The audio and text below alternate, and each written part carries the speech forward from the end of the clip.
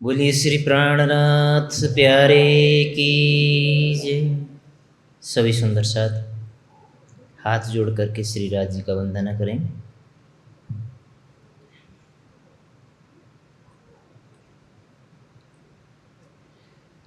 चर्चा प्रारंभ होत है, सुनो साथ चित दे। भजुराज श्याम श्री प्राणनाथ, सखी जीवन हमारो ये। श्री महामति कहे साथ जी, भया चर्चा का बखत। अब तुम सुनियो चित दे, लाल आगे आए बैठे न तखत। लाल आगे आए बैठे न तखत। रोइला खान की सराय में बैठे किया विचार, हमको अब क्या करना हुक्म परवरदिगार। हुक्म परवरदिगार। घरों रजवी खान के फिरे दिन 10-20, चर्चा बात रसूल की उम्मीद नहीं जगदीश। प्राणधर सुंदर साथ जी, आप हकी सूरत श्री प्राणनाथ जी धाम धनी महामती जी के धाम हृदय में विराजमान होकर के 5वें दिन के जागनी लीला के अंतर्गत हरिद्वार से होते हुए दिल्ली पहुँचे हैं। और गत प्रसंग में आपने दिल्ली का प्रसंग श्रवण किया।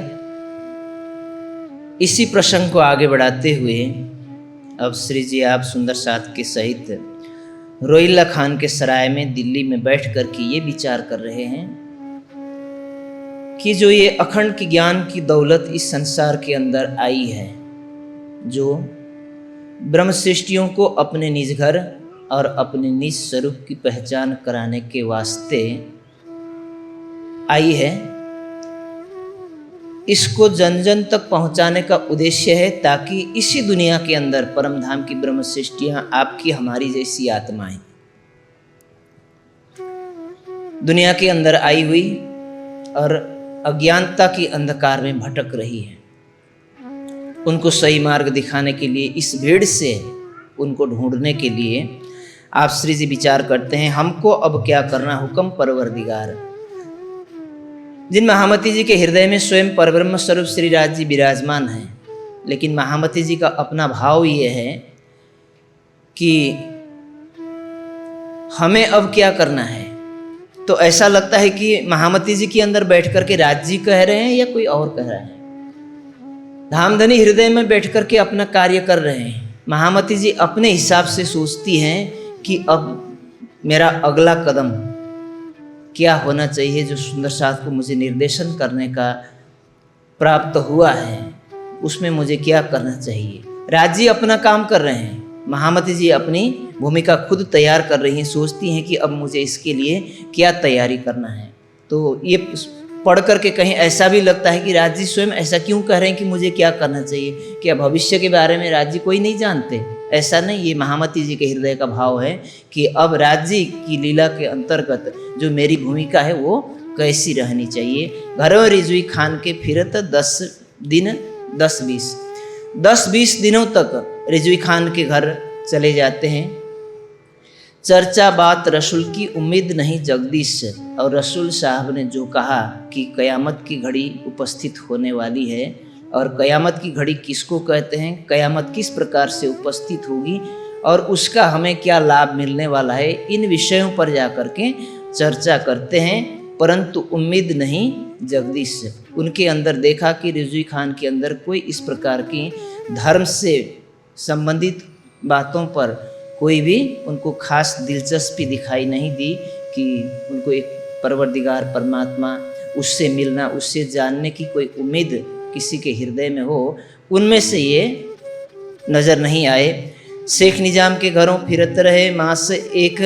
अब दूसरा शेख निजाम, ये औरंगजेब के 5 विशेष दरबारी होते हैं, प्रमुख होते हैं। जब इन प्रमुख के पास पहुंचते हैं अगर इनके द्वारा कोई पहल हो जाती है तो बड़ा कार्य हो जाना है। इसीलिए इन 5 प्रमुखों के पास पारी पारी से जाते हैं। जैसे रिजवी खान के घर गए, उसी तरह से शेख निजाम के घर भी गए और 1 महीना तक लगातार उसके लिए प्रयास करते रहे। जागनी रत्न सरकार श्री ने गुजरात में, मैंने सुना है, मैं उस समय उस जागनी शिविर में उपस्थित तो नहीं था, लेकिन मैंने सुना उस शिविर में जो लोग उपस्थित थे उन सुंदर साथ ने कहा कि एक गांव में उन्होंने लगातार 5 शिविरें की जहां एक भी सुंदर साथ नहीं था, और उनकी शिविर 15 दिन से छोटी शिविर नहीं होती थी। कभी 15 दिन, 25 दिन, 1 महीना, 35 दिन, 45 दिन की शिविर हुआ करती थी। 5 सालों तक उन्होंने लगातार शिविर किया वहाँ, और उन 5 सालों के अंतर्गत एक बुजुर्ग व्यक्ति ने तारतम लिया केवल, और उन्होंने उस गांव को छोड़ करके बड़ौदा आश्रम में आकर के अपना जीवन त्याग किया। लेकिन उन्होंने ये नहीं देखा कि कितने सुंदर साथ की जागनी हुई। कुछ सुंदर साथ ऐसे होते हैं, चर्चा सुन लेते हैं, सभा में आके बैठते हैं, उनके मन में भावना आ जाती है कि हम भी जागनी कार्य करेंगे, हम भी कुछ साहित्यों का वितरण करेंगे या शिविर करेंगे या कहीं ना कहीं इस प्रकार के उसमें भाग लेंगे या ध्यान चितवनी करना प्रारंभ करेंगे। इस प्रकार का संकल्प लेते हैं और शुरू करते हैं। लेकिन जब सफलता नहीं मिलती, विफलताएं हाथ लगती हैं, तो 2-4 महीने, 6 महीने, साल भर करने के बाद में फिर ठहर जाते हैं। कहते कि हमने इतना प्रयास किया, हमने इतना समय लगाया, इतना धन खर्च किया, सारा कुछ करने पर भी कोई सुनने वाला तो है नहीं, फिर हतोत्साहित हो जाते हैं। सत्य का कार्य करने के लिए, धर्म की सेवा करने के लिए एक हृदय में भावना होनी चाहिए। सफलता की चाहना होनी अच्छी बात है, क्योंकि सफलता, बिना सफलता के इच्छा के कार्य कोई संपन्न नहीं हो सकता। लेकिन सफलता नहीं भी मिलती है तो अपने कार्यों में निरंतरता देना, यही हमारे जीवन की सबसे बड़ी तपस्या होगी। लेकिन जहाँ सफलता नहीं मिलती तो तुरंत उस कार्य को छोड़ देना, फिर करेंगे क्या करेंगे। यह प्रसंग हमें दर्शाता है कि यदि शेख निजाम के घर में एक ही बात को कहने के लिए कि जो रसूल साहब कहे थे वो कयामत की घड़ी आ चुकी है, वो इमाम महदी का स्वरूप जाहिर हो चुका है, केवल इस बात को प्रमाणित करने के लिए आज नहीं, कल नहीं, परसों नहीं, लगातार 1 महीने तक, 1 मास तक उनके घर जाते रहे। बाता को उतारने कह दिखाई अनेकों प्रकार से, ताकि हम अपने फर्ज को पूर्ण कर सकें। उसको ये बात समझ में आ जाए। सभी प्रकार के प्रमाणों को ढूंढ करके उसके सामने पेश किया गया, परंतु इन बात के वास्ते कछु बात न सुने इस्लाम, और आज उनको एक ही दुनिया तरफ तमाम।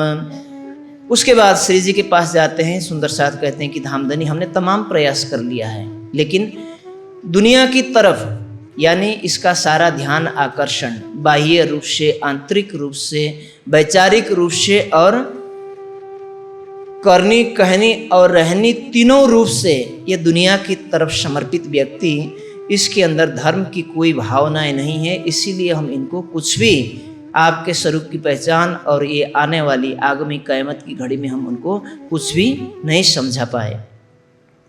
करी सोहबत सागर मल्लसों घरों गए 10 बेर। सागर मल्लों के घर चले जाते हैं और 10 बार तक उससे भी मिल करके यही कहते हैं, चर्चा सुनाई भी तक पर हुआ न आगे जेर। संपूर्ण वृत्तांत, कौन से वृत्तांत? ब्रह्ममुनियों का इस दुनिया में आगमन से लेकर के आज दिन तक की सारी बीतक, सारी घटनाएं उनको सुना दी गई, पर हुआ न आगे जेर। परंतु अपने मन के विचारों को जीत करके कभी वो धर्म के राह पर समर्पित नहीं हो सका। पर इनकी सोबत से गया बख्तावर के घर। हाँ, इतना फायदा हुआ कि उनके घर में 1 महीने तक जाने का परिणाम ये हुआ कि बख्तावर के घर तक पहुंचने का एक मार्ग मिलता है। कहाँ जाए चर्चा करे सुनावने के खातर, वहाँ जाकर के श्री जी की स्वरूप की पहचान कराने के लिए वो तैयार हुए। इस प्रकार से और भी कईयों के घर चले जाते हैं, पर ईमान बोए बिना क्या करें तिनसे, ईमान की सुगंध बिना, जिसके हृदय में परब्रह्म के प्रेम के प्रति और उनके ईमान के प्रति। तब करके बैठक करने लगे विचार, ये पोहरा दज्जाल का कोई होवे न खबरदार। यहाँ चारों तरफ माया का पहरा है। आप ये समझ लीजिए कि ये संसार एक कुएं की भांति है और इस कुएं में रहने वाले जितने भी प्राणी हैं, इस कुएं रूपी संसार में रहने वाले जितने भी जीव हैं, जितने भी प्राणी हैं, ये सभी प्राणी इस कुएं से बाहर ना निकले, इस भवसागर से कोई बाहर ना निकल पाए, एक सत्य की पहचान करके इस माया से परे होने की कोई चेष्टा न करें। इसलिए माया ने इसके चारों तरफ ऐसी बाड़ लगाई हुई है, जो इसके अंदर विचरण करता है उसको कोई पता नहीं चलता, क्योंकि वो तो कुएं में है ही है। लेकिन जो इस कुएं से निकल करके बाहर निकलना चाहता है, उसके लिए तमाम साम दाम दंड भेद सब प्रकार के प्रयास माया करती है, क्योंकि इससे बाहर ना निकलने के लिए माया ने ऐसी बाड़ लगाई हुई है। तो यहाँ भी इसी प्रकार से इसी प्रसंग का वर्णन कर रहे हैं कि ये पोहरा दज्जाल का कोई होवे न खबरदार। इस दुनिया के अंदर माया का ऐसा पहरा है जिस पहरे को तोड़ करके कोई भी बाहर नहीं निकल सकता। फर्ज अपना ऊपर है पहुँचाओने पैगाम, जो कोई ईमान लावे सो दाखिल होवे इस्लाम। सुंदर साथ के अंदर भावना कैसी है, हमारे अंदर क्या भावना होनी चाहिए। फर्ज अपने ऊपर, ये अखंड का ज्ञान का संदेश सबसे पहले किसको मिला है? इस सुंदर साथ की जमात को मिला है। राज जी ने हमें क्या तारतम ज्ञान देकर के ये कहा, जागो और जगाओ।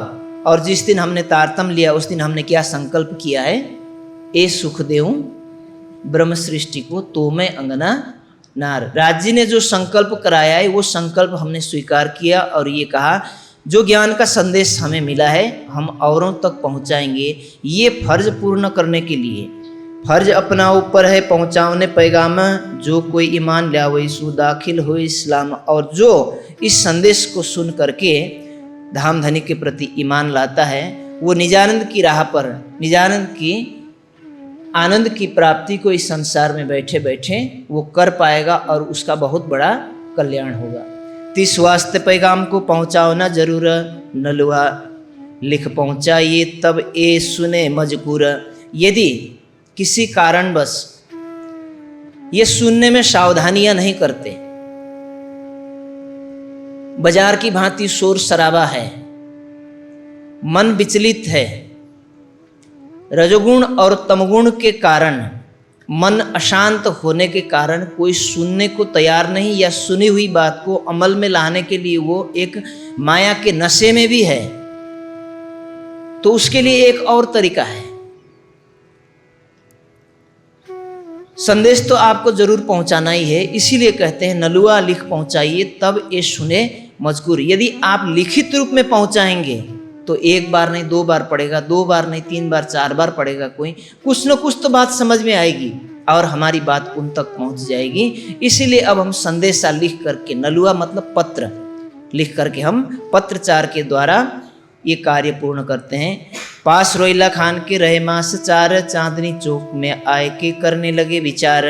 अब 4 महीने तक रोइला खान के पास एक हवेली में रहते हैं, उसके बाद दिल्ली के चांदनी चौक में आकर के अपना निवास स्थान बना लेते हैं। तहाँ सेती आए के रहे हवेली दुलीचंद, और वहाँ से भी फिर दुलीचंद की हवेली में छोटे छोटे समय में, थोड़े थोड़े समय में सुंदर साथ को लेकर के श्री जी कई जगहों पर चले जाते हैं। इसका तात्पर्य ये है, सबको ये भय रहता है क्योंकि ये दिखने में एक हिंदू समुदाय जैसा लगता है, और दिल्ली में हरिद्वार में जाकर के तो तमाम धर्म ग्रंथों से शास्त्रार्थ करके संपूर्ण हिंदू समाज को संतुष्ट किया, परंतु यहाँ आकर के एक मुस्लिम समुदाय के सामने अपनी बात रखनी है और वहाँ केवल कुरान पक्ष की चर्चा हो रही है। तो जो हिंदू पक्ष के लोग हैं ये डरते हैं कि कहीं ऐसा ना हो कि ये हमें मुसलमान बनाने को आए हैं, या फिर ये अपने हिंदू साधु संतों को, फौज को अपने घर में रख करके हिंदू धर्म की चर्चा करा रहे हैं, और जहाँ औरंगजेब जैसा क्रूर शासक सम्राट बना हुआ हिंदुस्तान का, और वहाँ हिंदू धर्म की चर्चा करना बहुत समस्या है। तो हिंदू भी रखना नहीं चाहता, मुसलमान भी रखना नहीं चाहते। मुसलमानों के अंदर ये डर है कहीं ऐसा ना हो कि किसी हिंदू राजा ने इनको हमें धोखे में सबको हिंदू बनाने के लिए कोई एक कुरान और कयामत की बात या इत्यादि इस प्रकार के धोखा दे करके हमें सबको मुसलमान बनाने के, हिंदू बनाने के लिए तो नहीं भेजा गया है। सबके अंदर संशय है, इसीलिए कोई भी अपने घर में रखने को राजी नहीं है। तो छोटे छोटे समय में अलग अलग स्थानों पर जाकर के श्री जी को रहना पड़ता है। तभी तो दज्जाल ने गुलबा किया तिजोर। अब या दुलीचंद की हवेली में भी इसी प्रकार से दज्जाल यानी माया का अत्यधिक प्रभाव बढ़ जाने के कारण उस हवेली में भी रहने जैसा माहौल बचता नहीं है। कहाँ रहने न दे वही बहुत करने लगा शोर। कोई रहने को रुकाने के लिए टिकाने को राजी नहीं है। कौन आया इस संसार के अंदर? वो परब्रह्म अक्षरातीत इस संसार के अंदर प्रकट हुए। किस लिए? मुक्त देशी ब्रह्मांड को आए ब्रह्मात्म सत। यदि जो श्री जी के स्वरूप की पहचान कर सकता है, तारतम्य ज्ञान की दृष्टिकोण से वो धर्म के मार्ग को निहारता है, तो उसको एक परम सत्य का बोध हो जाएगा, अपने आत्मा स्वरूप का बोध हो जाएगा। वो परब्रह्म का स्वरूप श्री जी के रूप में कई लोगों ने साक्षात्कार किया। जो अपने एक हुक्म मात्र से सृष्टिकर्ता अक्षर ब्रह्म ऐसे अनसंख्यों ब्रह्मांड को बना सकते हैं, उन ब्रह्मात्माओं को अपनी इच्छा मात्र से ब्रज में ला सकते हैं, रास में ला सकते हैं, जागनी के ब्रह्मांड में ला सकते हैं, और एक इशारे मात्र से संपूर्ण ब्रह्मांड को 8 प्रकार के भयस्तों में अखंड मुक्ति दे करके जा सकते हैं। अपनी ब्रह्मात्माओं को बिना तारतम्य वाणी के भी ब्रज से रास में और वहाँ से परमधाम ले जा सकते हैं। वो माया की लीला को इस संसार में ब्रह्मात्माओं को दिखा रहे हैं। और ये संसार के प्राणी अपने नशे में, किसी को सत्ता का नशा है, किसी को धन का नशा है, किसी न अनेक रूपों में है, और अपने सत्ता के बल पर उनको एक दिन भी अपने घर में न टिकाए, रहने न दे, अपने घर में नगर में रहने न दे। यहाँ से आगे भी जाएंगे, जहाँ भी जाएंगे आपको यही प्रसंग मिलेगा। परंतु श्री जी को कोई फर्क नहीं पड़ता। जिन्होंने श्री जी के प्रति अपना सर्वस्व निछावर किया, उनके लिए कोई फर्क नहीं पड़ता। श्री जी हमारे लिए जैसा निर्देशन करते हैं उसके ऊपर हमें चलना है। ये हमारा कर्तव्य है, ये हमारी दिनचर्या है, ये हमारी जीवनचर्या है। उन्होंने मन में ठान लिया। ये कभी उदास नहीं होते, कभी हताश नहीं होते, कभी निराश नहीं होते। अपना कर्तव्य पूर्ण करते हैं, उसके बाद में राज जी के ऊपर छोड़ देते हैं कि राज जी आप जैसा चाहो वैसा दिखाओ। बैठे एकांत एक ठौर, 5 किए समार, नलुए 5 बनाए के हाजिर किए तैयार। अब इस प्रकार के 5 नलुओं को बना करके तैयार करते हैं, कहीं एकांत में जा करके बैठते हैं। उन 5 नलुओं में क्या लिखा गया? हकीकत कयामत की और पहचान इमाम। कयामत की घड़ी आ चुकी है, और कयामत की घड़ी किसको कहते हैं? मोहम्मद साहब ने किसको कयामत कहा है और असली कयामत क्या है, इसकी पहचान लिखी गई है। और पहचान इमाम और श्री प्राणनाथ जी के स्वरूप की पहचान लिखी गई है। हजरत ईसा आया, हकीकत दीन इस्लाम। हजरत ईसा रूह अल्लाह प्रकट हो गए। कयामत के जो 7 निशान हैं उसमें 5 छोटे निशान हैं, 4 छोटे निशान हैं, 3 बड़े निशान कहे गए हैं। इशारुल्लाह का प्रकट होना, इमाम मेहदी का प्रकट होना इत्यादि इस प्रकार के जो बड़े निशान हैं उसमें से कह रहे हैं कि इशारुल्लाह सदगुरु धनी श्रीदेव चंद्र जी का प्रकटन हो चुका है, और उन्होंने ही दूसरा जामा धारण किया और वही इमाम मेहदी का स्वरूप प्रकट हो गए हैं। ये पहचान लिखी गई। असराफिल जबराइल उतरे अर्श से। असराफिल फरिश्ता, जबराइल फरिश्ता। जागृत बुद्धि का फरिश्ता असराफिल, जबराइल फरिश्ता जोश का फरिश्ता। ये दोनों इस संसार में प्रकट हो चुके हैं। और लड़ाई दज्जाल की, जब ये दोनों स्वरूप इशारुल्लाह और इमाम मेहदी का स्वरूप इस संसार में प्रकट होंगे तो वो दज्जाल के साथ लड़ेंगे। बड़ा भयंकर युद्ध, दारुण युद्ध होगा। और ये युद्ध इस संसार के अंदर परोक्ष रूप से माया है इन अधिकारियों के, इन बड़े शासकों के हृदय में बैठ करके इनके साथ बड़ा युद्ध चल रहा है। आजुज माजुज जाहिर, उगा सूरज मगरब, आजुज माजुज जाहिर हुए। इसमें से जो 4 छोटे निशान कहे गए हैं उसमें से एक है आजुज माजुज का जाहिर होना। ये दोनों को प्राणियों के रूप में वर्णन किया गया, एक को 1 हाथ का और एक को 100 हाथ का कहा गया है। 1 हाथ का क्या है? मनुष्य दिन रात मिला करके 24 घंटे होते हैं। 24 घंटे में 4 प्रहर का दिन होता है, 4 प्रहर की रात्रि होती है। जब दिन उगता है, जब थे सूरज देखिया लेत अंधेरी घेर, जब सूरज उदय होता है तो उसको संसार के तमाम कार्य नजर आते हैं। सब अपने अपने कार्यों में इतने व्यस्त हो जाते हैं कि सारा कुछ भूल करके केवल अपने लौकिक कार्यों को ही देखा जाता है। तो उसकी चित्त वृत्ति, मन की वृत्तियां दिन में 100 तरफ भागती है, कभी स्थिर नहीं हो सकता। तो इसको 100 हाथ का कहा गया है। और जब थक करके चूर हो जाएगा, रात्रि के समय में सो जाता है तो एक गहरी नींद में सो जाता है। एक तो संसार का अज्ञानता है, एक अज्ञानता तो है ही है बौद्धिक रूप से, और एक और अज्ञानता क्या है? वो गहरी नींद में चला जाता है। स्थूल और सूक्ष्म दोनों रूप से वो अज्ञानता की गहरी खाई में चला जाता है। स्वयं को भी नहीं जानता, अपने सूक्ष्म स्वरूप को तो नहीं सही, स्थूल रूप को भी नहीं जानता। इसीलिए ये एक और अंधकार भरी रात्रि है। तो जब उस रात्रि में उसकी चित्त वृत्ति केवल एक तरफ हो जाती है, केवल अज्ञानता के नशे में वो डूब जाता है, निद्रा में डूब जाता है, तो उस समय उसकी चित्त वृत्ति भी काम नहीं करती, वो एक ही तरफ संलग्न हो जाती है। तो उसको 1 हाथ का कहा गया। और ये दोनों मिल करके क्या करेंगे? सिकंदर बादशाह की बनाई हुई अष्टधातु की दीवार को चाटते रहेंगे। दिन भर चाटता रहेगा, शाम तक इतनी पतली हो जाएगी जिससे कागज के पन्ने की भांति वो दीवार पतली हो जाती है। और वो चाटने वाला प्राणी ये सोचता है कि चलो अब थक गए हैं, रात्रि को सो जाते हैं, कल उठ करके इसको समाप्त करेंगे। जैसे ये समाप्त हो जाएगी तो क़यामत आ जाएगी। सवेरे फिर वैसे के वैसे वो दीवार दोबारा से वैसी तैयार हो जाती है। कहने का तात्पर्य क्या है? मनुष्य बस जब सवेरे उठता है तो फिर फ्रेश होकर के उठता है, फिर अपने कार्यों को उसी तरीके से करने लगता है, उसकी सारी शिथिलताएं दूर हो जाती है और नई ऊर्जा के साथ अपने दिन का कार्य प्रारंभ करता है।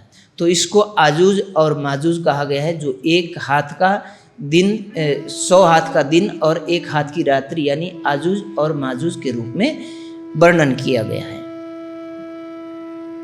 उगा सूर मगरब, और मगरब से सूरज उगना। मगरब कहते हैं पश्चिम से। पश्चिम से प्राकृतिक रूप से कभी सूरज उदय नहीं होता। जब संसार की कोई अनहोनी बात हो ना तो ये कहा जाता है कि अगर ये बात हो जाए ना तो पश्चिम से सूरज उगेगा, समझ लेना। यानी ये असंभव है।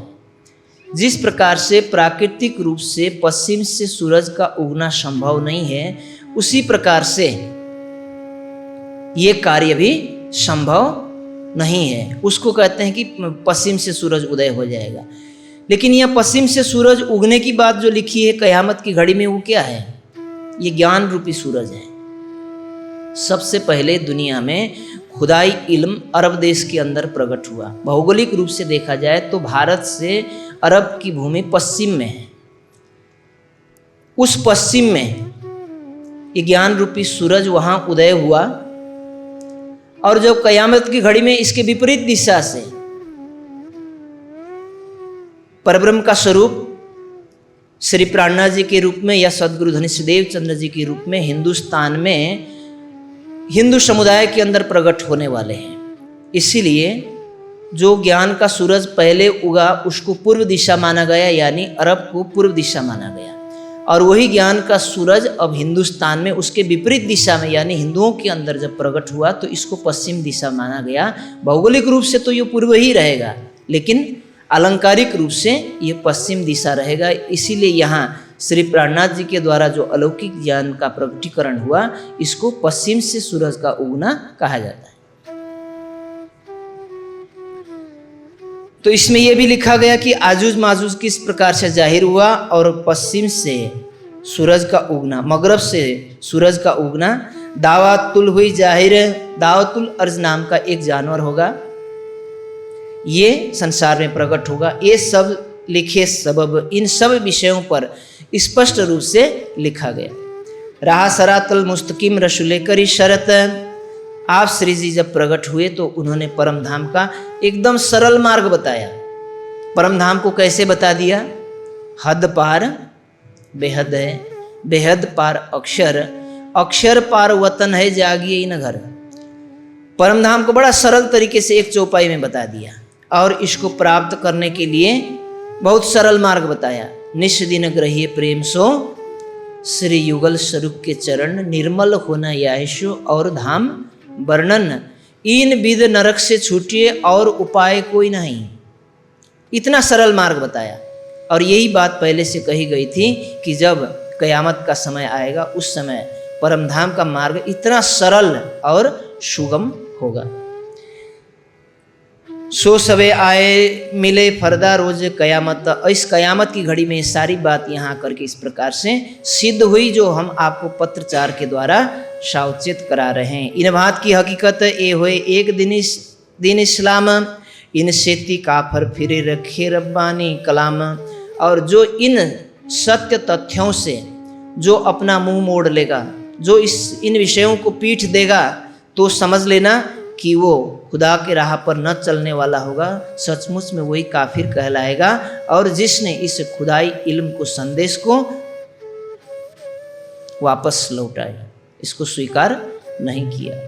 कुरान हदीसों की शाहिदी दे के लिखे बनाए, और ऐसा लिखने के बाद कुरान हदीसों की ये शाहिदी लिखी गई कि ये कुरान के किस पारे में, किस सूरत में लिखी गई है, और वो प्रमाण सहित उसमें लिख करके उसमें तैयार किया। कांजी को कासिद कर नलवे दिए हाथ, और कांजी भाई को, ये कांजी भाई वही हैं जिनका प्रसंग आप पहले से सुनते आ रहे हैं। तेज कुंवरी जी को, बाईजूराज जी को बचाने के लिए भी यही गए थे। और जब सदगुरु ने अपना शरीर त्याग किया था उस समय भी मिराज जी ने इनको ही सदगुरु के नाम पर बड़ा आयोजन करने के लिए इनको ही सेवा में रखा था। और यही बार बार हफ्से के जेल में भी इन्होंने जाकर के श्री जी को वहाँ से बाहर निकालने का कार्य किया। ऐसे महान कार्यों में जहाँ संकट पूर्ण होगा वो जाकर के उस कार्य को करने के लिए, उस सेवा को करने के लिए सबसे पहले हाजिर रहते हैं। कांजी को कासिद कर न लुए दिए हाथ, केतिक और शामिल किए रही हो इनके साथ। कांजी भाई के साथ और भी कई सुंदर साथ को भेज दिया गया कि कांजी भाई के नेतृत्व में आप ये सारा कार्य करेंगे। और ये सर्वप्रथम ये नलुआ किसके लिए था? शेख इस्लाम के लिए था, दूसरा रिजवी खान के लिए, तीसरा शेख निजाम और आकिल खान, पांचवा सिद्दी पौलाद। ये 5 उनके विशेष दरबारी थे, उनके लिए 5 नलुए तैयार किए गए।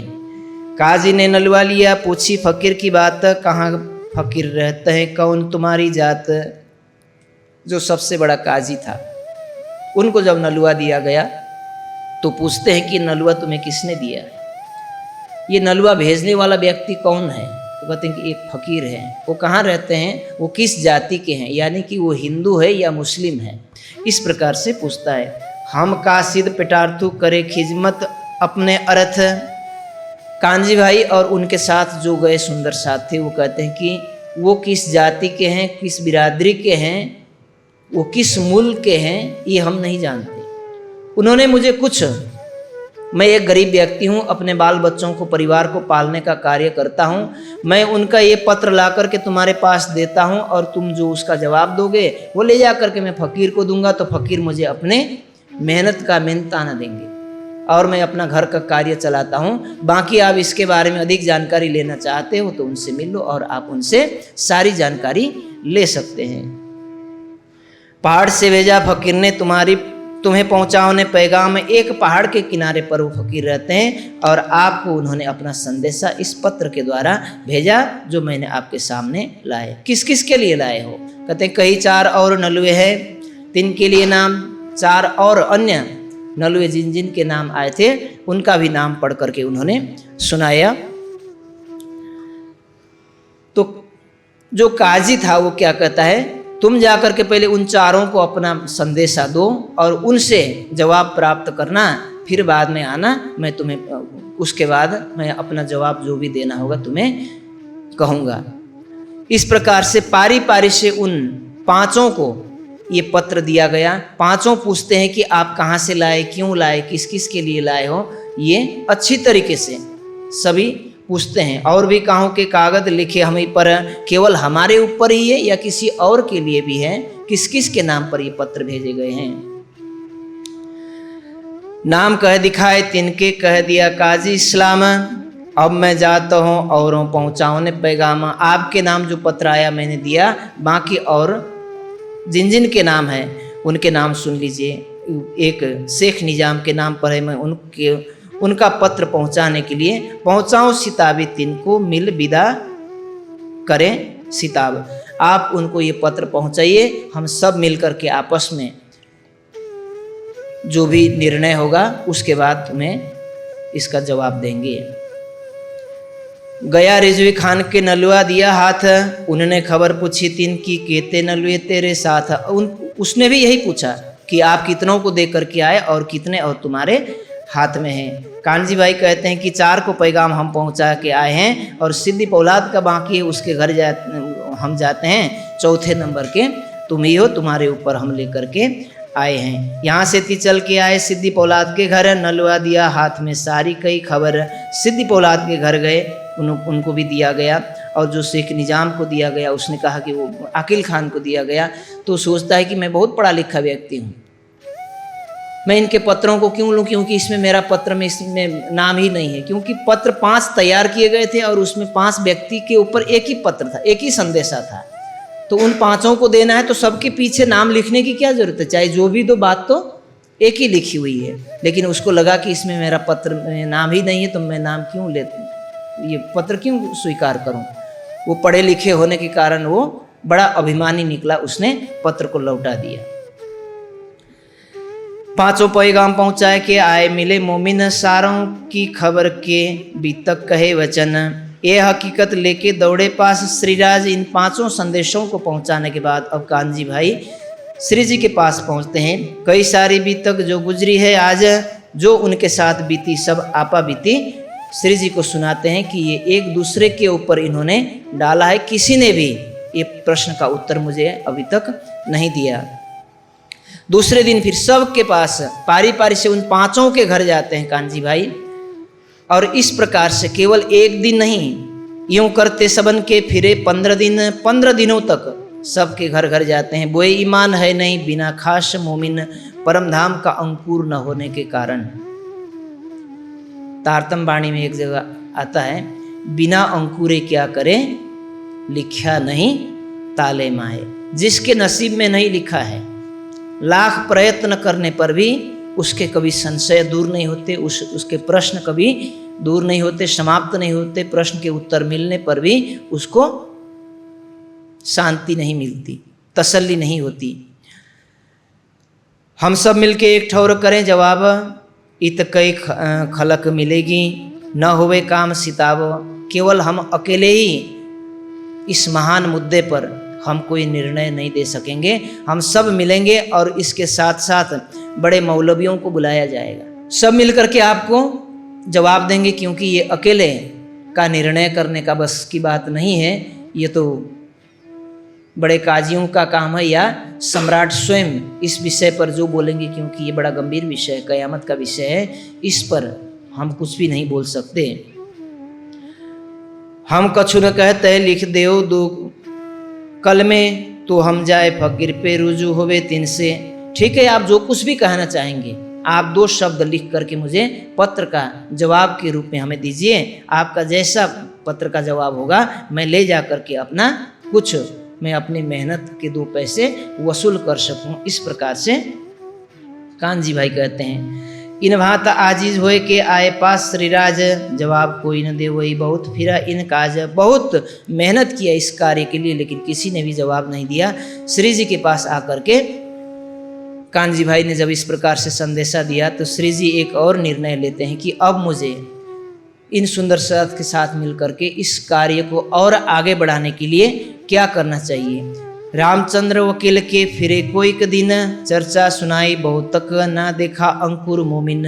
अब रामचंद्र वकील के पास चले गए, वहाँ उसके पास भी जा कर के श्री जी की पहचान कराने की, कयामत की घड़ी की पहचान कराने के संबंध में उनसे बहुत चर्चा हुई। उद्धवदास गोड़िया बड़ा भाई गंगाराम, 2 दिन सेवा करे उन पाया विश्राम। 2 दिन तक उद्धवदास गोड़िया के जो बड़े भाई थे गंगाराम के बड़े भाई थे, उनके पास गए। 2 दिन तक चर्चा वाणी की। उनको चर्चा सुनने में तो आनंद आया, लेकिन विशेष रूप से उनको कोई फर्क नहीं पड़ा। मास 2 नलु मिने किए गुजरान, इत पहुँचा उन्हें पैगाम को दावत। जो कयामत को जाहिर करने का दावा लेकर के इस प्रकार 2 महीने तक नलुआ पहुंचाने का कार्य ही करते रहे दिल्ली में। जब इसमें सफलता नहीं मिली तो फिर बैठ करके एक परियान करते हैं। फिर बैठे परियान को जाए दूर बैठे श्रीराज। और सुंदर साथ को लेकर के श्री जी कहीं दूर एकांत में जा करके जंगल किनारे बैठ जाते हैं और आपस में मसलत करी क्या करना है आज। अब इस अवस्था में हमें अपने अभियान को आगे बढ़ाने के लिए कौन सी चाल चलनी चाहिए, उस विषय पर एक विशेष मंत्रणा होती है।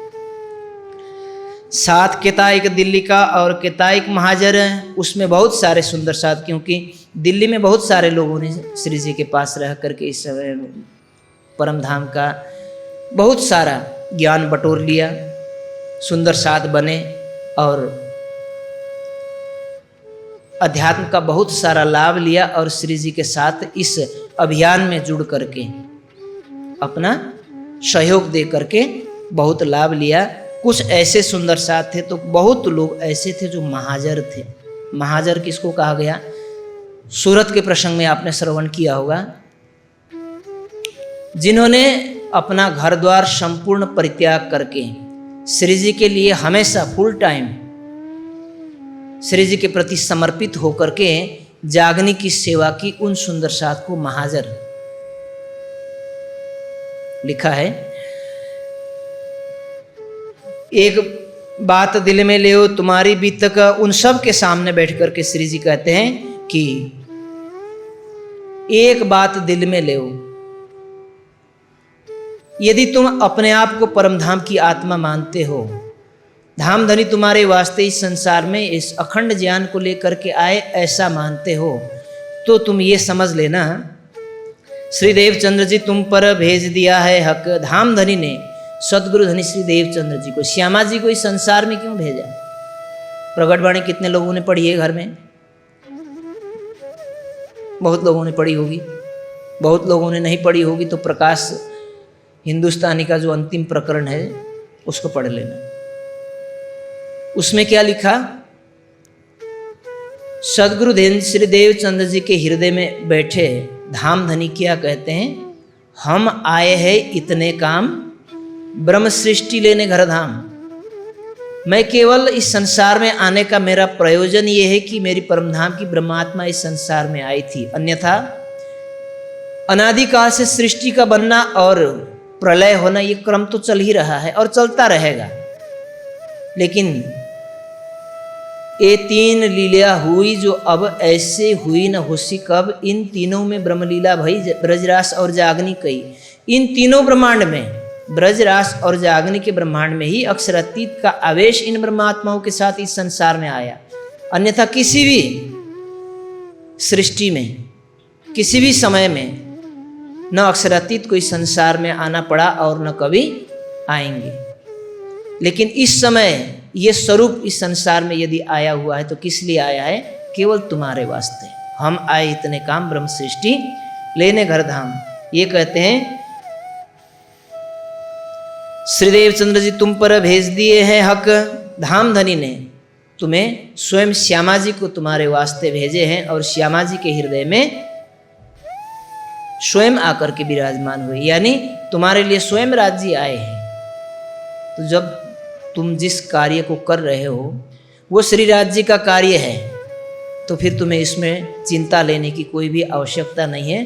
तुम उन पर पूर्ण रूप से आंख मूंद करके विश्वास कर सकते हो।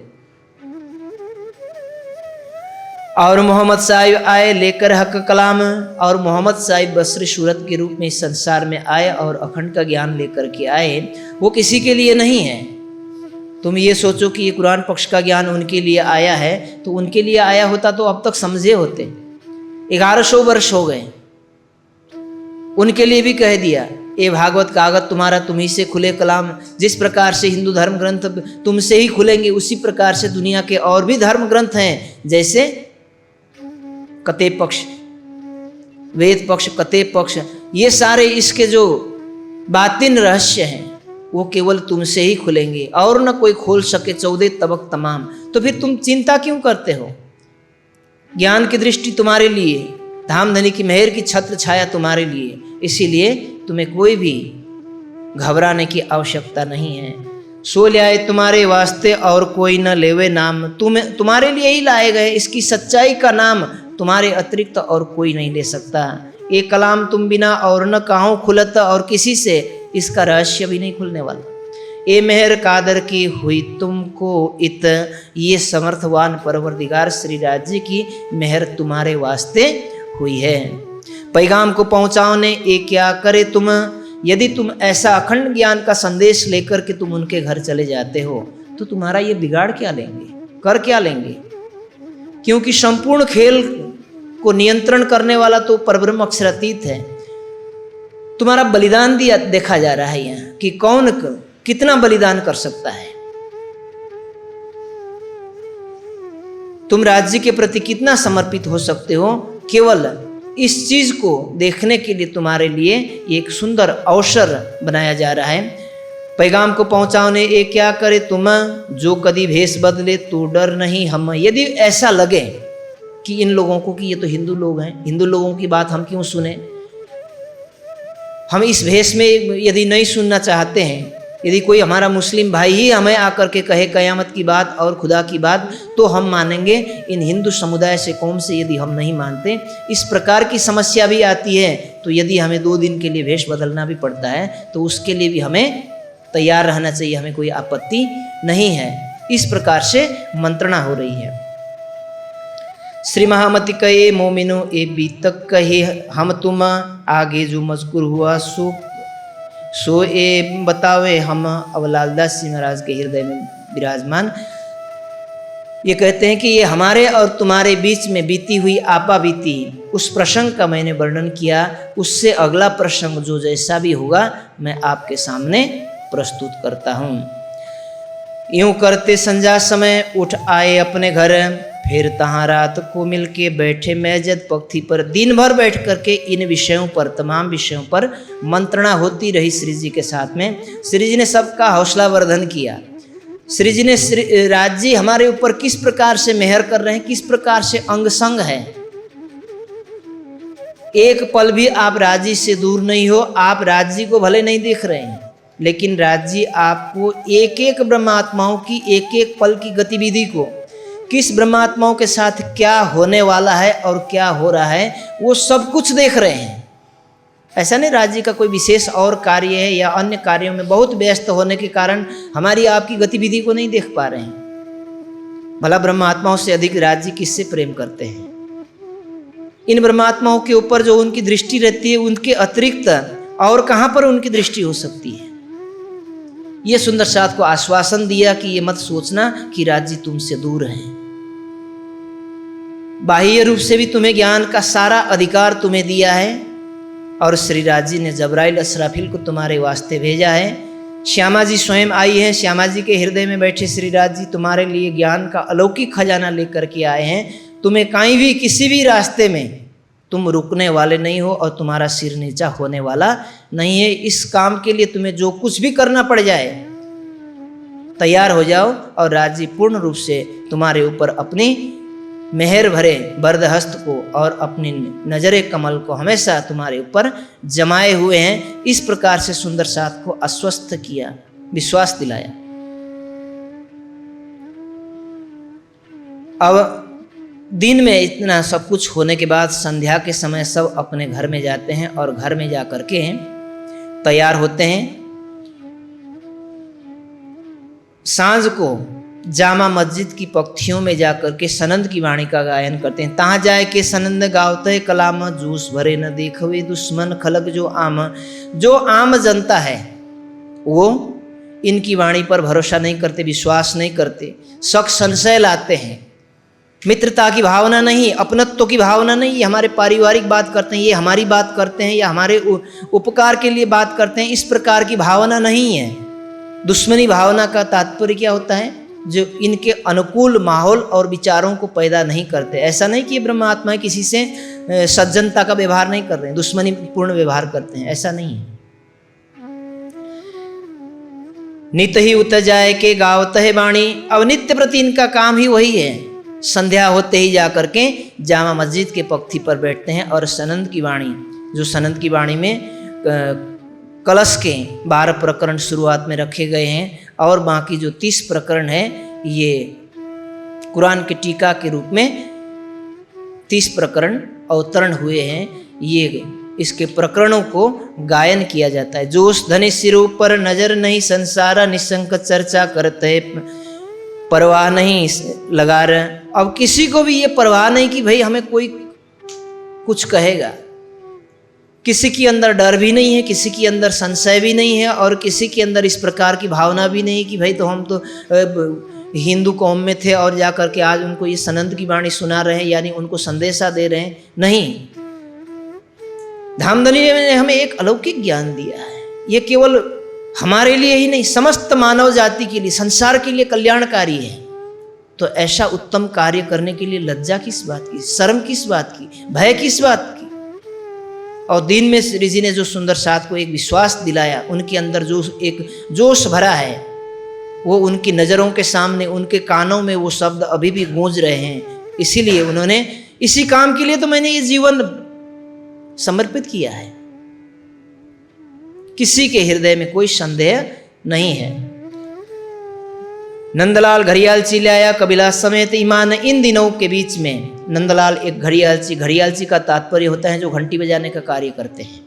ये नंदलाल घड़ियालची ये औरंगजेब के दरबार में जा कर के अपना समय सूचक, सबको सूचना देने का, समय समय पर घंटी बजाने का जो कार्य करते थे, ये अपने परिवार सहित सुंदर साथ के द्वारा श्री जी तक पहुंचते हैं और श्री जी से मिलन होता है। तारतम ज्ञान प्राप्त करके सुंदर साथ में ये भी आते हैं। सेवा के लिए हर हमेशा तैयार रहते हैं और इन्होंने श्री जी के स्वरूप की पहचान की।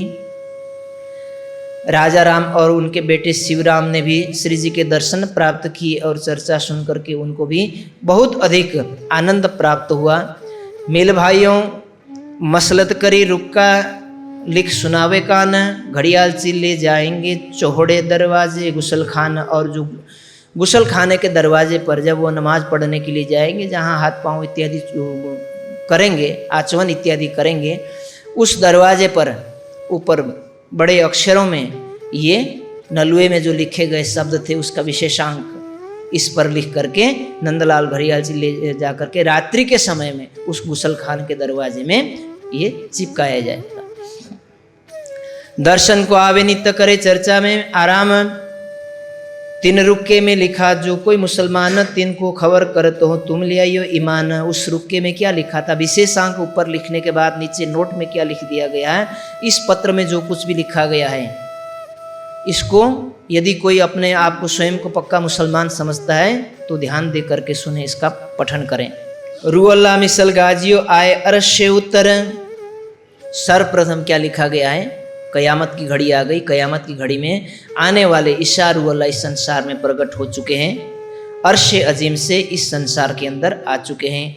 रसूल इनके शामिल हैं, रसूल भी इनके साथ आए हैं, क्योंकि रसूल साहब ने कहा था कि जब कयामत आएगी उस समय इमाम ईसा रूअल्लाह आएंगे तो उनके साथ मेरे भाई होंगे और मेरे भाइयों के साथ मैं भी उपस्थित रहूँगा। तो वो भी आए हुए हैं। आए अपने वायदे पर, जो उन्होंने वायदा किया था वो वायदा उस समय आ चुका है। और असराफिल आया जोश जबराइल आए संग। जोश का फरिश्ता जबराइल और असराफिल फरिश्ता भी साथ साथ में इस संसार में अवतरित हो चुके हैं। अर्श से 5 शक्तियाँ इस फर्श पर अवतरित हो गई हैं। और उतरे अर्श अजीम से खुद खाबंद के अंग, स्वयं श्री राज जी के अंग स्वरूपा ब्रह्मा आत्मा इस संसार में प्रकट हुई हैं। सुन सावचेत होइयो जिन करो गफलत, इन वाक्यों को सुन करके हर कोई सावचेत हो जाइए और इनको झूठा मत समझ लेना, इसको सुन करके कहीं नज़रअंदाज मत कर देना।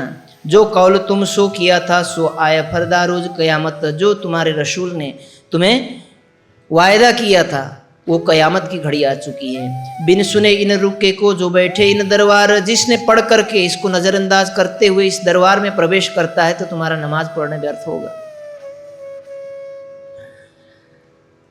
हम अपने सिर का उतारते फर्ज, ये सब कुछ संदेशा दे करके हम अपने सिर का फर्ज उतार रहे हैं, हम अपने कर्तव्यों को पूर्ण कर रहे हैं। सो हमको ढूंढ लीजिए जाको होए गर्ज, और जो कोई जिसको गर्ज है, हमें समझना चाहते हो, इस विषयों पर यदि आगे जानना चाहते हो, इसकी सच्चाई को आप ढूंढना चाहते हो तो हम कहीं दूर नहीं हैं, हमें ढूंढ लिया जाए, कोई सूचना प्रेषित किया जाए, ये पत्र चिपकाने वाला कौन है, हम स्वयं आपसे आकर के मिल लेंगे।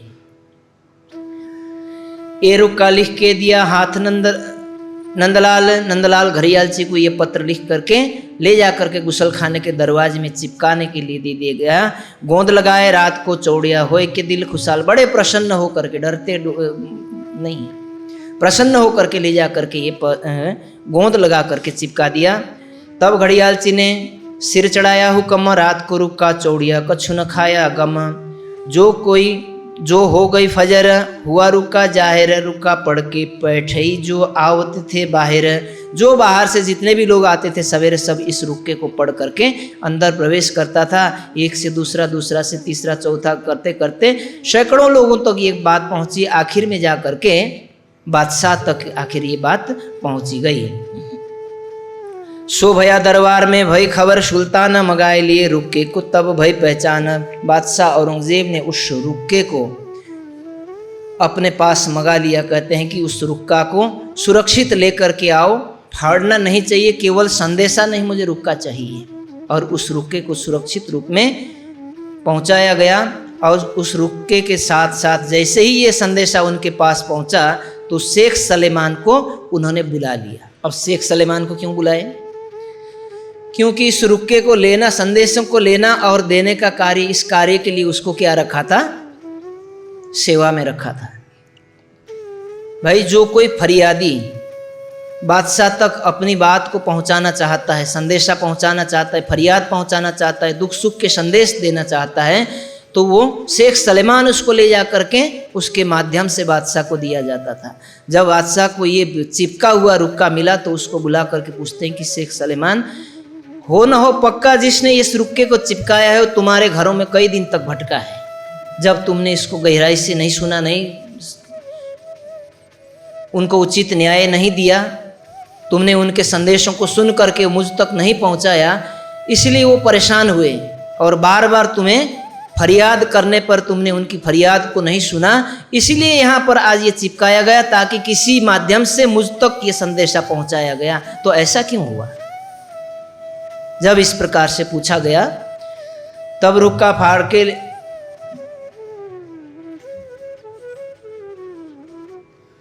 गुस्सा किया सुल्तान ने सलेमान पर, तब क्यों ए रुक्का आया ते न करी खबर, निश्चित रूप से तेरे ऊपर आया संदेशा को तुमने मुझ तक आगे नहीं पहुंचाया। दूर करो खिजमत से है नहीं कामिल, तुम्हें मैं इस सेवा से तुरंत बर्खास्त करता हूं क्योंकि तुम इस सेवा के योग्य हो नहीं। किसी जनता की दुख सुख की आवाज़ सुन करके तुम्हारे हृदय में यदि कोई पीड़ा नहीं होती तो ऐसा संदेश वाहक रख करके मुझे कोई लाभ नहीं है। तुरंत उसको सेवा से बर्खास्त किया। ये खिदमत इनकी तबही लई छुड़ाए, बेटा अब्दुल्ला शेख निजाम तब दई खिदमत ताए, उसके पुत्र अब्दुल्ला को ये फिर से उसमें नियुक्त किया गया ये पत्र को पहुंचाने में। ढिंडोरा ये फिराया हुए फरियादी जो कोई, मैं जाऊं जुमे नमाज को आए हाजिर होवे सोए।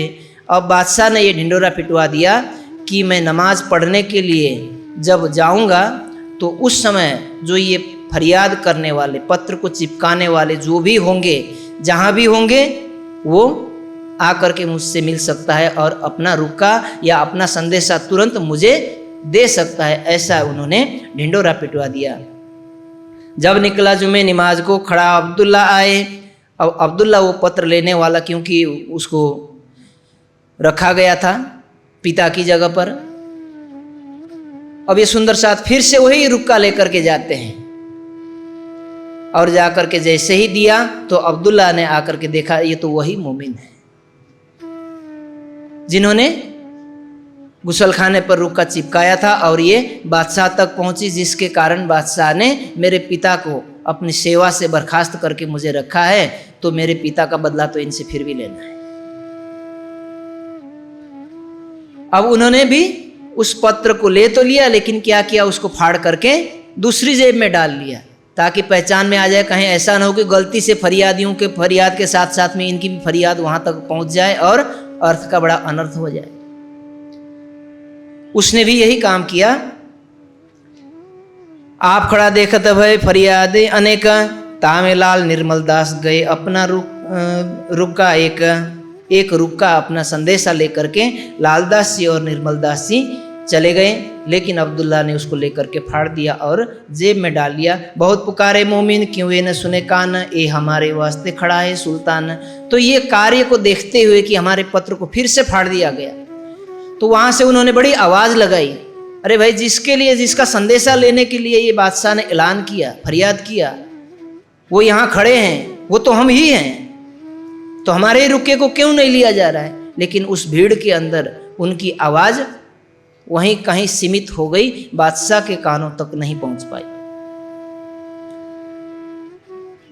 रुक्का चोड़ने वाले हमें ऊपर गुसलखाना, गुस्सा हम वास्ते किया ऊपर सलेमान के ऊपर गुस्सा किया, क्योंकि हमने गुसलखाने पर रुक्का चिपकाया था। वो हम ही लोग हैं, हमारे बारे में क्यों नहीं पूछा जा रहा है, हमारे बारे में हमारा संदेश क्यों नहीं दिया जा रहा है। उसके बाद बादशाह अपने घोड़े को लेकर के सवारी के साथ वो आगे बढ़ जाता है।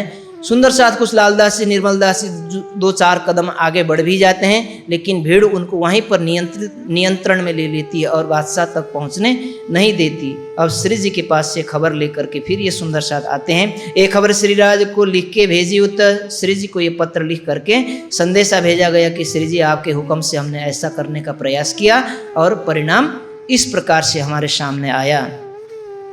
जिन बात हम गए सो लिख भेजी भी तक हम इनको न छोड़ ही, तुम सिर पर खड़े हो हक हे धामधनी, आप हमारे सिर पर खड़े हो तो कोई बात नहीं, हमारा एक प्रयास असफल भरे हुआ तो क्या हुआ, हम इनको किसी भी कीमत पर नहीं छोड़ने वाले हैं। एक लड़ाई हमारी और देखियो श्रीराज, हुक्म तुम्हारे से करे पैगाम का हम काज। बोलो श्री प्राणनाथ प्यारे की। अब सुंदर साथ कहते हैं कि धामधनी यदि आप हुक्म दो, हमें आदेश दो, तो अब एक और अंतिम ऐसी लड़ाई लड़ेंगे जिसमें हमारी दूसरी बार हमें ये लड़ाई लड़ने की ज़रूरत नहीं पड़ेगी, हमारी निर्णायक लड़ाई रहेगी और आप हमें आशीर्वाद और अनुमति अवश्य दीजिए, क्योंकि आप हमारे सिर पर हैं, हम आपकी ही सेवा कर रहे हैं। अब हम लड़ने जाते हैं, तुम रहिए होशियार, श्री जी आप कृपा करके आप स्वयं सुरक्षित रहिए।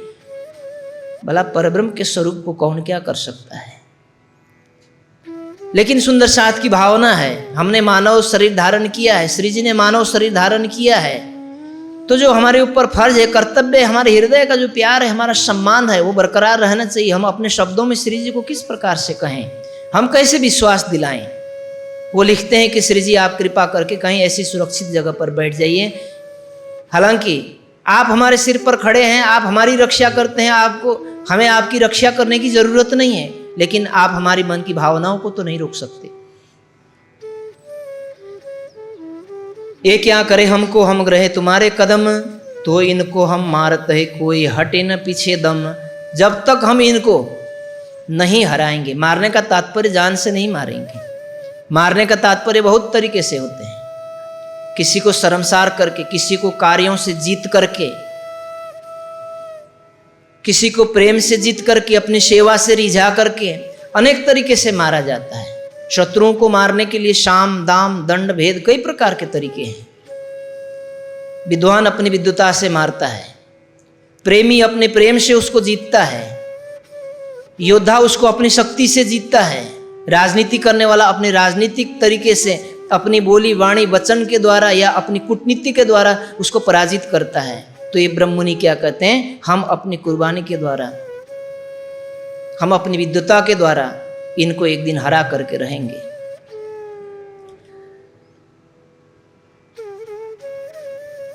ए पाती लिख के दई भाई कानजी के साथ, कानजी जाए के पहुंचिया दई पाती हाथ। श्री जी के हाथ में ये पत्र कानजी भाई पहुंचाते हैं।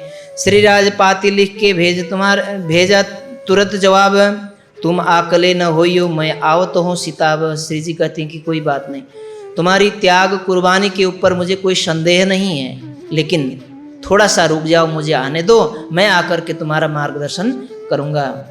मोसो मिलाप करके तुम कीजो यह काम, फिर बैठे मसलत करें एक जागा इन ठाम। पाती पहुंची आए के मिली बाँची सब साथ, सब सुंदर साथ ने मिलकर के श्री जी की पत्री को बाँच लिया। राह देखे श्रीराज की यहाँ लेनी दज्जाल सो बात। श्री जी के निर्देशन में हमें दज्जाल से माया के साथ लड़ना है, इसीलिए कोई बात नहीं, श्री जी जब आ रहे हैं, उनका आदेश हुआ है, जब उनका मार्गदर्शन हमें मिलता है, वो स्वयं कहते हैं कि मैं आऊँगा, तो सुंदर साथ भला क्यों कहेगा कि श्री जी आप मत आइए। वो तो किसी न किसी कारण से बार बार दर्शन करना चाहेंगे।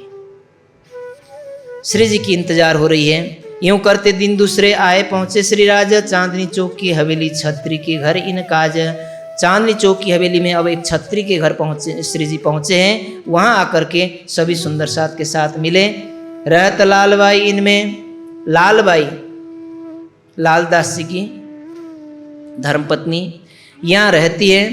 तहाँ आए क्यों मिलाप साथ बैठे मसलत करी। तब जवाब किए आप, सब सुंदर साथ ने क्या मसलत किया, आगामी योजना क्या क्या बनाई थी, श्री जी के सामने पेश किया। अब तुम्हें क्या करना, पहुंचाओने पैगाम। श्री जी पूछते हैं कि अब आगे तुम क्या करना चाहते हो। सुंदर साथ कहते हैं कि श्री जी आप एक आदेश दो, हम आपके आदेश पर टूक टूक होने के लिए तैयार हैं, हम अपना सर्वस्व निछावर करने के लिए तैयार हैं। कोई बात की फिक्र हमारे मन में ना है, जो डरे इन बात से एक तरफ हो जाए। अब उसमें से कुछ अग्रणी सुंदर साथ कहते हैं कि हम आपकी आज्ञा को पालन करने के लिए हमें किसी प्रकार का भय नहीं है। यदि किसी के अंदर भय है, संदेह है कि आपके ऊपर किसी प्रकार का दुख कष्ट आ जाए और बाद में ये कहो कि भाई आपके कहने पर हम गए थे और हम दुखी हुए, अगर इस प्रकार की भावना हो तो वो अलग हो जाए, हम आपके लिए जबरदस्ती नहीं करेंगे।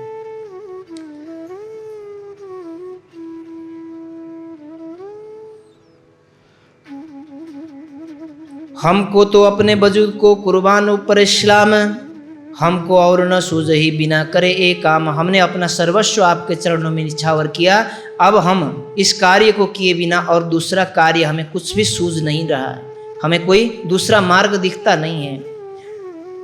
इनों की देखे आशिकी ऊपर दिन इस्लाम, ये बख्शिश हक की नहीं और का काम। इनके अंदर इस प्रकार का जोश, उत्साह, उमंग, प्रेम और समर्पण को देख करके आप श्री जी कहते हैं कि देखो ये आपके ऊपर इस प्रकार की जो भावना का उत्पन्न होना है।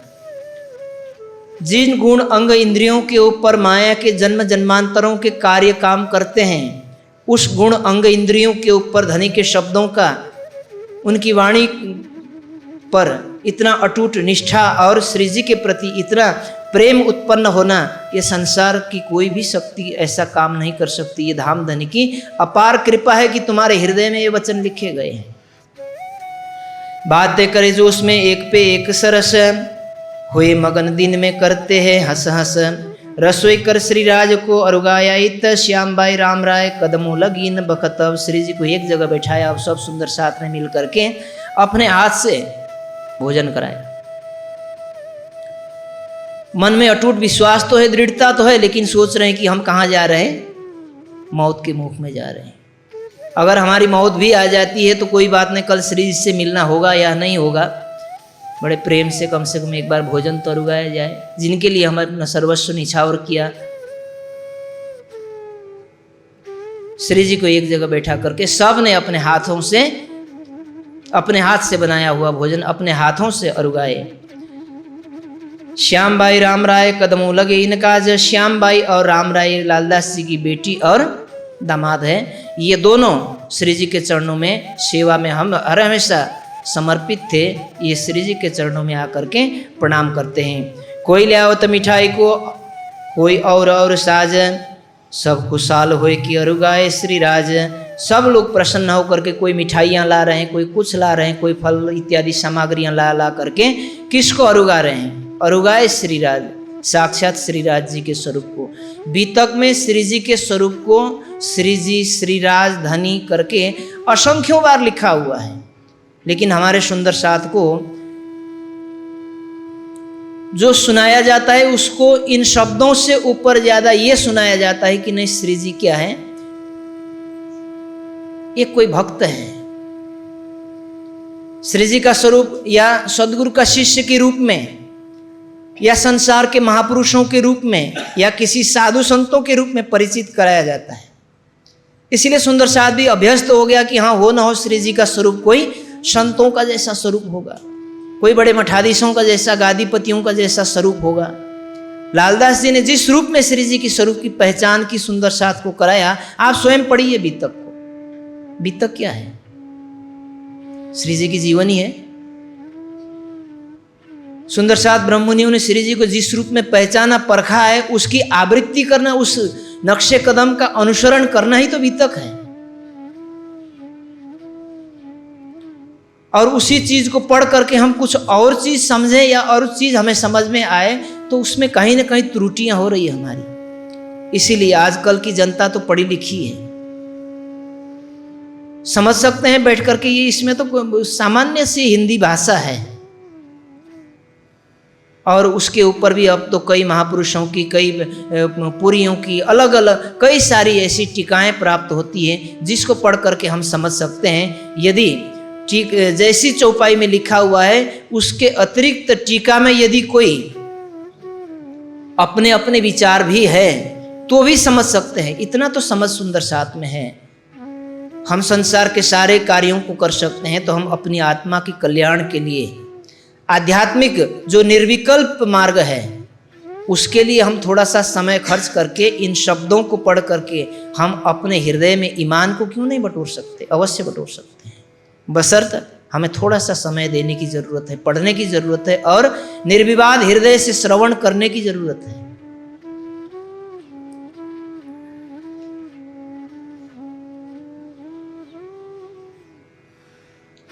साथ सबे मिल बैठे लगे करने परियान, अब हमको क्या करना, एक क्यों लावे ईमान।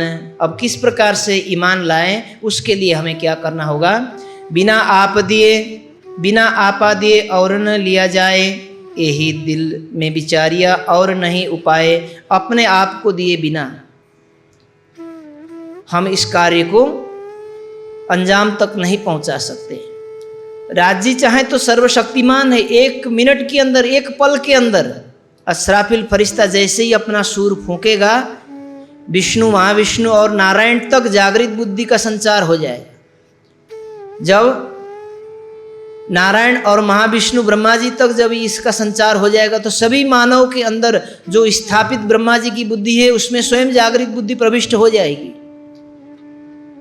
7वें दिन में न्याय की लीला होगी, वहां जागनी लीला नहीं होने वाली है। जागनी लीला तो 5वें और 6ठे दिन में हो रही है, 4थे दिन में हुई। इसमें सुंदर साथ की कुर्बानी देखी जाएगी।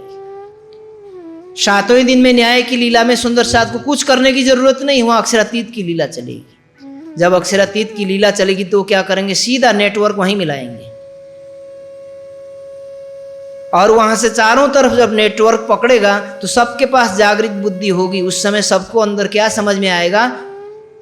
कोई न कहे धनी मेरा और, ये नहीं कहेगा कि मेरे धनी कोई और हैं, तुम्हारे धनी कोई और हैं। संपूर्ण मानव जाति का एक ही परब्रह्म परमात्मा इस संसार के अंदर प्रकट हो चुका है। ये तो उस समय होगा, लेकिन उससे पहले सुंदर साथ को ये अवसर दिया जा रहा है और वो अलौकिक ज्ञान दिया जा रहा है कि आप इस ज्ञान के जरिए संसार में अपनी पहचान को और श्री जी की पहचान को किस प्रकार से फैला सकते हैं।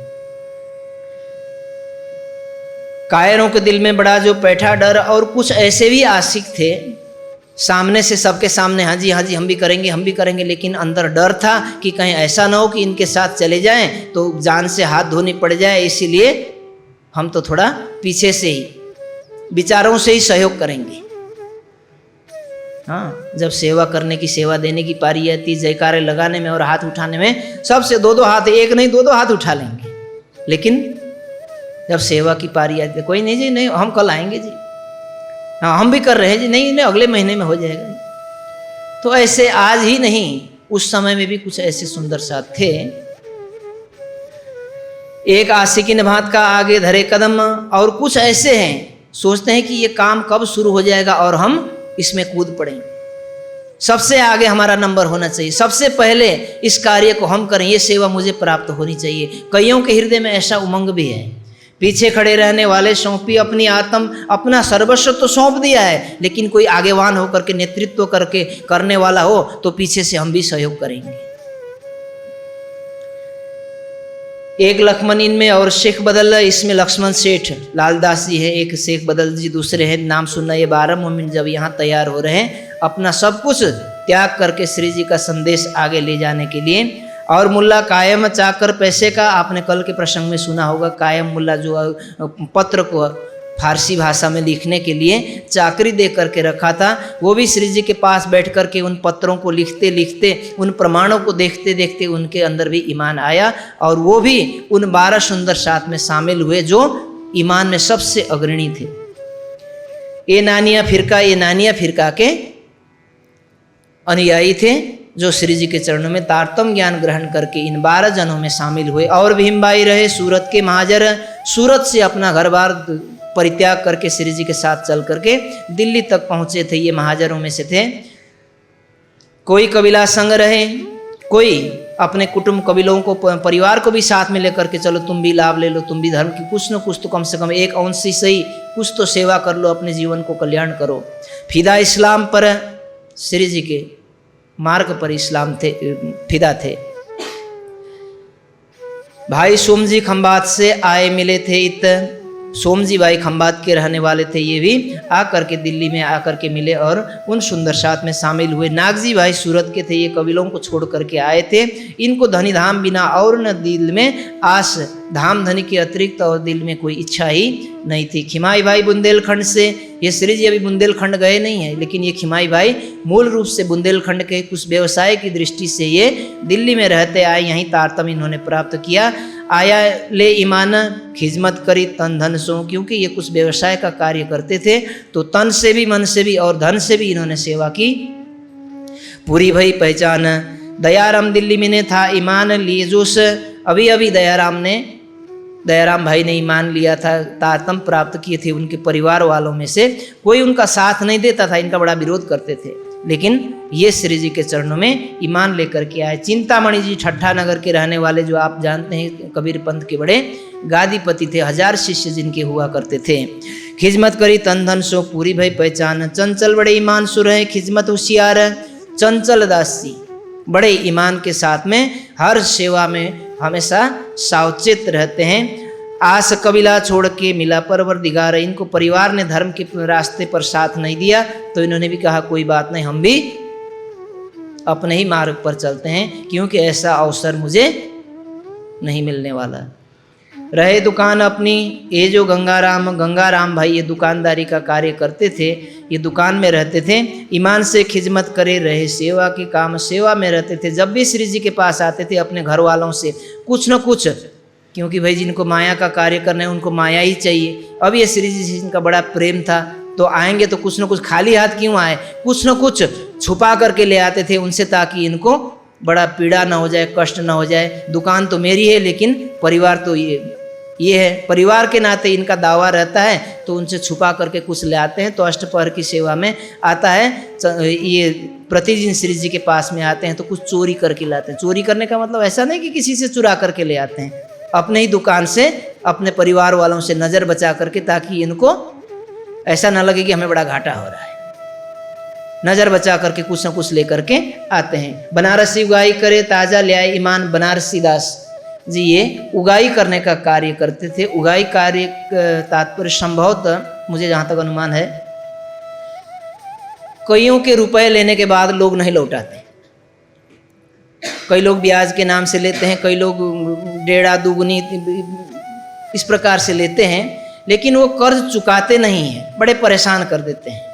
और जब इस प्रकार से कोई कर्ज लेता है और दूसरे को कभी चुकाता नहीं है, तो कर्म का फल तो भोगना पड़ता है। उसका दिन भी गया और दुनिया भी गया, वो धर्म से भी गया, और कितने लोगों की बद्दुआएं उसको मिलती है। उस धन को कमाने के लिए उसने बेचारा कितना परिश्रम किया होगा, मेहनत किया होगा, और जब नहीं देता उसको समय पर, तो उसको कितनी पीड़ा होती है। बद्दुआएं कहाँ जाएगी।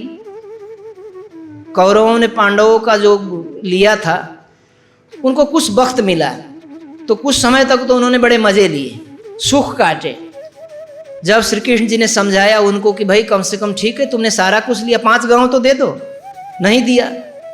जब 5 गांव भी नहीं दिया, उसके बाद में युद्ध हुआ, तो क्या हुआ, 5 गांव भी नहीं बचा, 5 भाई भी नहीं बचे। हुआ क्या, थोड़ा ही समय मिला, 10-15 वर्षों का समय मिला, इतने में सारा कुल खानदान का नाश हुआ। इसीलिए कोई किसी का लेता हो ना, अपने पास मत रखना, वो काला सांप है, वापस कर देना तुरंत। हो सके और ना हो सके, अगर नहीं बन रहा है तो कम से कम उनके कांटेक्ट में रहिए, तसल्ली दीजिए कि हाँ हमने आपका इतना धन लिया है, हम समय आने पर लौटा देंगे, हम अभी मुसीबत में हैं, कष्ट में हैं, हमारी नीयत खराब नहीं हुई है। और खोटी नीयत पहले से मत दिखा देना। अगर किसी ने ऐसा लिया हो, नहीं तो ये कर्म का बंधन है। कर्म करने के लिए हम स्वतंत्र हैं, फल भोगने के लिए अवश्यमेवं भुक्तव्यम कृतम कर्म शुभाशुभम। जिस प्रकार से कर्म करने के लिए आपको स्वतंत्रता दी है, उसी प्रकार से फल भोगने के लिए चुपचाप हाथ बांध करके नाक के इशारे से जाना पड़ेगा। इसीलिए उस दिन पछताने से अच्छा हो जाए कि आज ही जाकर के किसी प्रकार से उसको अगर नहीं बन रहा है, तो बोलो कि भाई हमें किसी भी प्रकार से न प्रकार है ना, हमारी नीयत खराब नहीं, हम एक दिन अवश्य देंगे, लेकिन उसको दुखी मत करना। तो ये उगाई करने का काम करते थे कि भाई तुम इतना % ले लो और उससे किसी भी प्रकार से हमारी उगाई करके दे देना। तो बनारसी दास इस प्रकार का कार्य करते थे, उगाई करके किसी का देने का कार्य करते।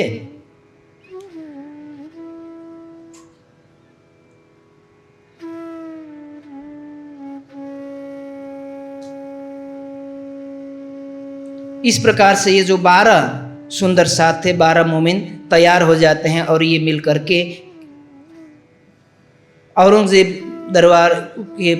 औरंगजेब के पास जाएंगे, और वहाँ जाकर के सनद की वाणी गायन करेंगे। सनद की वाणी गायन करने से वहाँ का इमाम आकर के औरंगजेब से मिलाएगा। ये प्रसंग हम कल के प्रसंग में श्रवण करेंगे।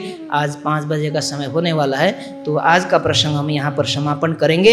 ये 12 सुंदर साथ किस प्रकार से जाकर के अपना फर्ज पूरा करते हुए अपना संदेश, श्री जी का संदेश, कयामत का संदेश औरंगजेब बादशाह तक पहुँचाएंगे, ये प्रसंग आप कल के प्रसंग में सुनेंगे।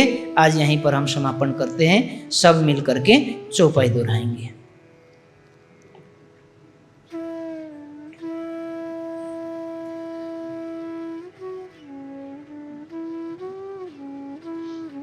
और साथ बहुत है, कोई ईमान कोई मुनाफक, बैठे एक परियान को, पहुँचावने पैगाम हक, पहुँचावने पैगाम हक। बोले श्री प्राणनाथ प्यारे की, धाम के धनी की जय। प्रणाम।